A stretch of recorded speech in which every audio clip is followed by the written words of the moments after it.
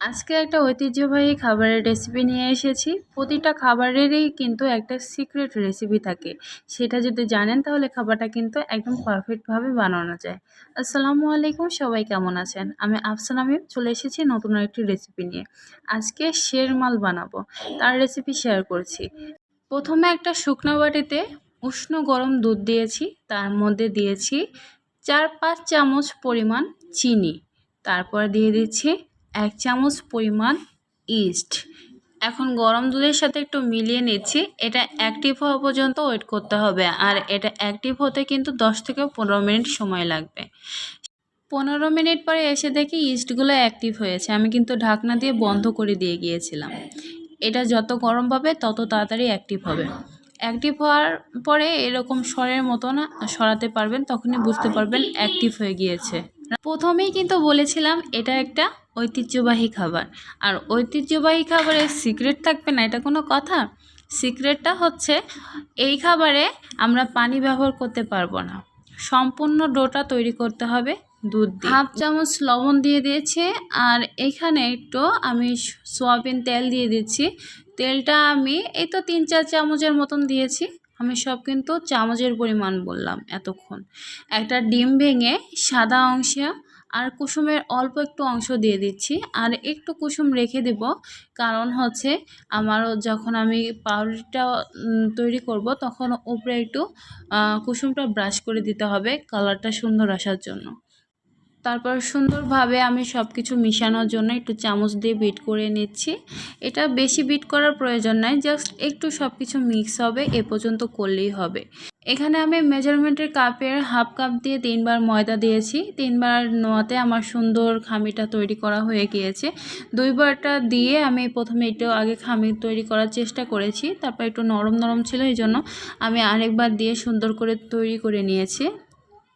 একটা soft do তৈরি করেছি, তারপর এইভাবে আমি ঢাকনা দিয়ে বন্ধ করে রেখে দিয়েছি।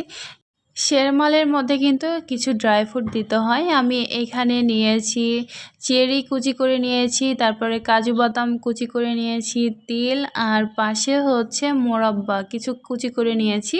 এগুলো হচ্ছে কিছু আমি দিয়ে দেব। আপনার কাছে যদি আরও কাঠবাদাম, পেস্তা বাদাম এগুলো থাকে দিয়ে দেবেন, আমার কাছে ছিল না। এগুলো কুচি করে একটা বাটিতে আমি মিক্সড করে রেখেছি আর পাশে। আর এটা কিন্তু 1.5 ঘন্টা পরে দেখলাম একদম ফুলে উঠেছে। তো এটা আবার আমি হাত দিয়ে চেপে চেপে সব বাতাস বের করে দেব। দিয়ে আবার সুন্দর করে আমি 2-3 মিনিটের মতন একটু মথে নিলাম। এখন হচ্ছে বাটিতে যে আমি একটা হচ্ছে মিক্সিং বানিয়েছিলাম সেগুলো দিয়ে ডোটা সুন্দর করে মাখিয়ে নিচ্ছি। এই ড্রাই ফ্রুটের জন্যই কিন্তু শেরমালগুলো দেখতে সুন্দর হয়, খেতে অসাধারণ হয়। আমি এভাবে কিছুটা শেরমালের ভেতরে ড্রাই ফ্রুটগুলো দিয়ে দিয়েছি, আর বাদ বাকি কিছুটা রেখেছি উপরে দেওয়ার জন্য। সুন্দরভাবে মিক্সড করা হয়ে গিয়েছে। আমি যেখানে তৈরি করব সেই অনুযায়ী আমি একটা বেকিং পেপার কেটে নিয়েছি এবং তার ওপরে এইভাবে আমি মেলে দেওয়ার চেষ্টা করেছি। একদম পাতলা করে দেব। ডোয়ের ভেতরে কিন্তু আমি অনেক ড্রাই ফ্রুট দিয়েছি, এই জন্য উপরে না দিলেও চলবে। তারপরও আমি কিছু ছিল এই জন্য দিয়ে দিচ্ছি। দিয়ে একটু চেপে চেপে ভেতরে দিয়ে দিচ্ছি। এখন আমি যে ডিমটা রেখেছিলাম উপরে থেকে একটু ব্রাশ করে দিচ্ছি কালারটা সুন্দর আসার জন্য। এছাড়া না দিলেও চলবে, কিন্তু কালারটা একটু দেখতে ভালো আসবে, এই জন্য হালকা করে একটু ব্রাশ করে দিচ্ছি। তারপরে একটা চাকু দিয়ে আমি সুন্দর করে দাগ কেটে দিচ্ছি। যখন পাউরুটিটা হয়ে যাবে তখন দাগগুলো সুন্দর যাতে বোঝা যায়, এজন্য দাগগুলো একটু চেপে চেপে দিতে হবে। তাহলে দেখা যাবে যখন পাউরুটি হয়ে যাবে সুন্দর লাগবে দেখতে। এভাবে দাগ কাটাটা অপশনাল, আপনি চাইলে দিতে পারেন, না চাইলে সমস্যা নাই। এর জন্য কিন্তু শেরমালের স্বাদের কোনো পরিবর্তন হবে না। আমি জাস্ট দেখার সৌন্দর্যের জন্য একটু এইভাবে কেটে দিয়েছি। এখন হচ্ছে একটা আমি প্লেটে নিয়ে নিচ্ছি। আমি এখানে আমার হচ্ছে পাতিলের ঢাকনা যে আছে সেটাতেই আমি দিয়েছি। দিয়ে আমি ইলেকট্রিক ওভেনে দিচ্ছি। ওভেনটা হচ্ছে আগে থেকে আমি ফ্রি হিট করে নিই। যারা ওভেনে করবেন না তারা পাতিলটা আগে গরম করে নেবেন, তারপরে দিবেন, তাহলেও কিন্তু সুন্দর হয়। হিটটা আমি আপ ডাউন রেখেছি। তারপরে হচ্ছে টেম্পারেচার আমি 200-তে দিয়েছি, 200 ডিগ্রি।